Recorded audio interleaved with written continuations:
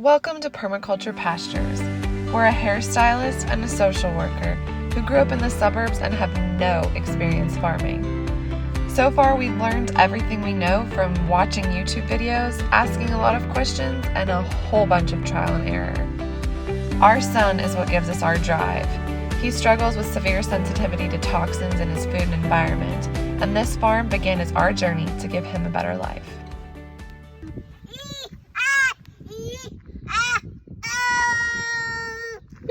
So today I'm going to be propagating some rose clippings from my neighbor's rose bush. I've never done this before, so it's kind of an experiment.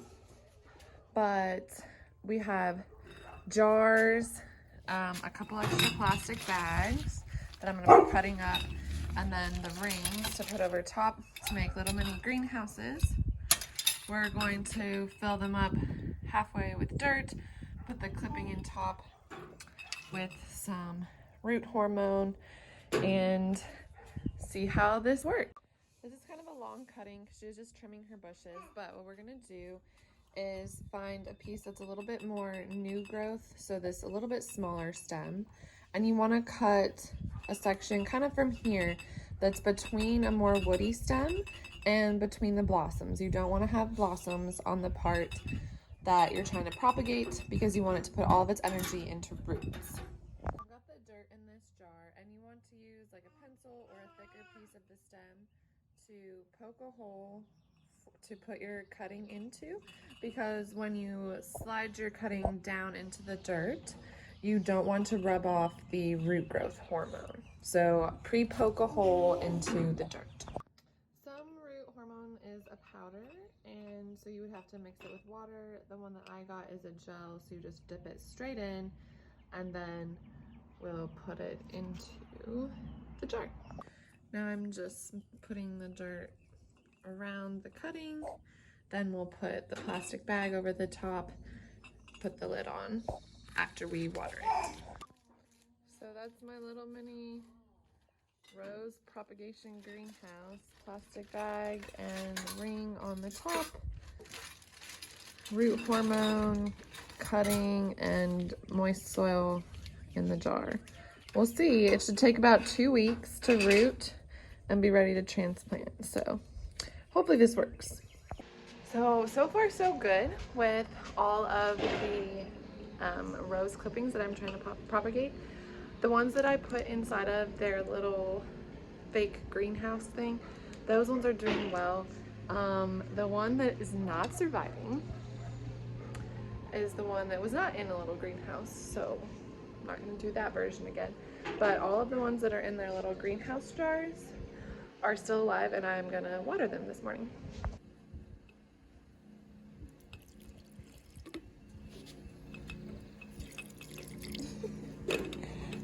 Are you trying to help me? Oh, my sweet girl. So I'm just watering them enough to keep the soil damp, and then keep the humidity up inside of the jar. So not super soppy because it can't drain, but it's still alive. In about another week, I will try and tug on each plant, and if there's any resistance, that means they rooted, and we will transplant them. My sweet neighbor gave them to me to put around this tree, which is in memory of our daughter that we lost. So we'll either get a bunch of containers to put around here or make some little beds to go around the tree.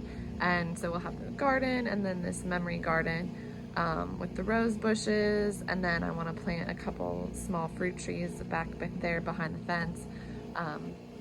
But that's where the roses are going to be going.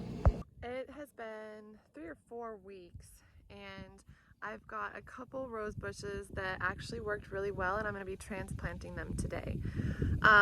Quite a few of them I overwatered inside of this little mini greenhouse contraption, and those ones didn't make it, but the ones that I got the water the right amount, they are doing really well. So I'm going to transplant them into a pot today with some compost, and then later we'll have a rose bed that we'll build.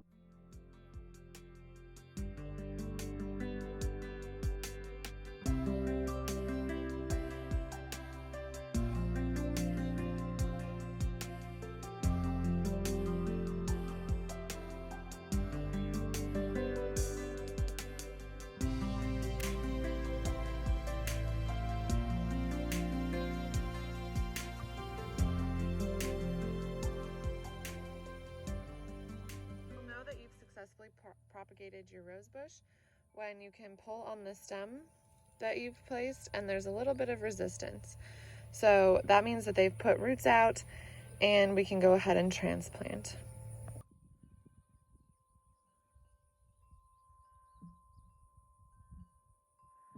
One successfully propagated rose bush right there. We'll see after transplant how successful it is, but so far so good. I'm burying a good bit up the stem, more than just where the roots are, probably another inch and a half.